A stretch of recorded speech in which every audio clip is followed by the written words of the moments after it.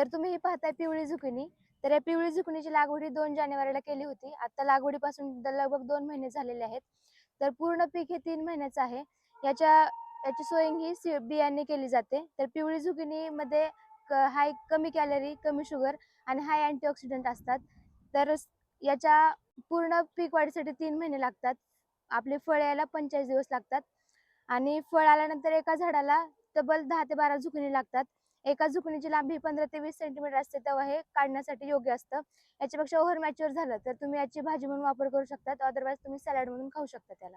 हां, तर सध्या पिवळ्या झुकिनीचा मार्केट रेट हा ₹150 किलो आहे. तर आतापर्यंत ही पिवळी जी झुकिनी आहे ती फक्त पंचतारांकित हॉटेलमध्ये पोहोचलेली आहे. सर्वसामान्य शेतकऱ्यांपर्यंत अजून हे पीक गेलेलं नाही. तर मार्केटमध्ये याला भाव आहे, परंतु याची माहिती नाही आहे शेतकऱ्यांना. तरी मी शेतकऱ्यांना विनंती करते, की हे एक्झोटिक पीक तुम्ही घ्या आणि अर्बन एरियामध्ये तुम्ही पाठवलं तर याला पूर्ण फुल डिमांड आहे. तर माझं नाव काजल गरड आणि मी आता सध्या कृषी विद्यालय येथील commercial vegetable production under horticulture या मॉड्यूलची विद्यार्थिनी आहे.